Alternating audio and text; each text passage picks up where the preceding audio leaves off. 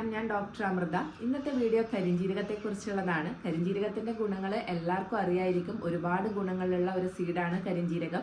ഇതെങ്ങനെയൊക്കെയാണ് ഉപയോഗിക്കേണ്ടത്? ഒരു പ്രത്യേക ഡോസിലാണ് ഇത് ഉപയോഗിക്കേണ്ടത്. ഒരുപാടൊന്നും ഉപയോഗിക്കാൻ പാടില്ല. അതുപോലെ തന്നെ എല്ലാവർക്കും ഇത് ഉപയോഗിക്കാൻ പാടില്ല. ആർക്കൊക്കെയാണ് ഇത് ഉപയോഗിക്കാൻ പാടില്ലാത്തത്, ഇതൊക്കെ നമുക്ക് ഇന്നത്തെ വീഡിയോയിൽ നോക്കാം. കരിഞ്ജീരകം എന്ന് പറയുന്നത് ബ്ലാക്ക് ക്യുമിൻ എന്നാണ് ഇംഗ്ലീഷിൽ പറയുന്നത്. കുഞ്ചിക, കാലിക എന്നൊക്കെയാണ് ഇതിനെ സംസ്കൃതത്തിൽ പറയുന്നത്. നിഗല്ല സറ്റൈവ എന്നുള്ളതാണ് ഇതിൻ്റെ ബൊട്ടാണിക്കൽ നെയിം. ഇത് ആയുർവേദത്തിൽ വാതകപഹരമായിട്ടാണ് ഉപയോഗിക്കുന്നത്. അതുപോലെ തന്നെ ഇത് പിത്തവർദ്ധകമാണ്. വളരെയധികം ഉഷ്ണവീര്യമുള്ള ഒരു സീഡാണിത്. അതായത് വളരെ ചൂട് കൂടിയ ഒരു സീഡാണിത്. ഇതിൻ്റെ സീഡും അതുപോലെ തന്നെ ഓയിലും നമ്മൾ ഔഷധമായിട്ട് ഉപയോഗിക്കാറുണ്ട്. ഇത് ഒരുപാട് ആയുർവേദ ഔഷധങ്ങളിൽ ഒരു ഇൻഗ്രീഡിയൻ്റ് ആയിട്ട് ഉപയോഗിക്കാറുള്ളതാണ് കരിഞ്ജീരകം.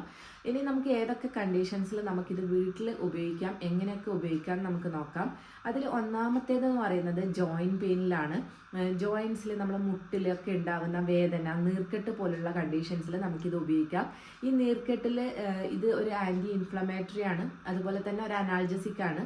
ഈ രണ്ട് പ്രോപ്പർട്ടി ഉള്ളത് കൊണ്ട് തന്നെ ഇത് പെട്ടെന്ന് തന്നെ നീരും വേദനയും കുറക്കാൻ വേണ്ടി സഹായിക്കും. അപ്പോൾ ഇങ്ങനെ ഉണ്ടാകുന്ന ജോയിൻറ്റ് പെയിൻസിലെ നീർക്കെട്ടും വേദനയും കുറക്കാൻ വേണ്ടിയിട്ട് നമുക്കിത് പൊടിച്ച് നമുക്ക് ഇത് വറുത്തൊന്ന് പൊടിച്ച് വെക്കാം. ആ പൊടി നിങ്ങൾക്ക് അരിക്കാടിയിലിട്ടിട്ട് ഒന്ന് കുറുക്കിയെടുത്തതിന് ശേഷം ഈ നീർക്കെട്ടുള്ള ഭാഗങ്ങൾ അപ്ലൈ ചെയ്ത്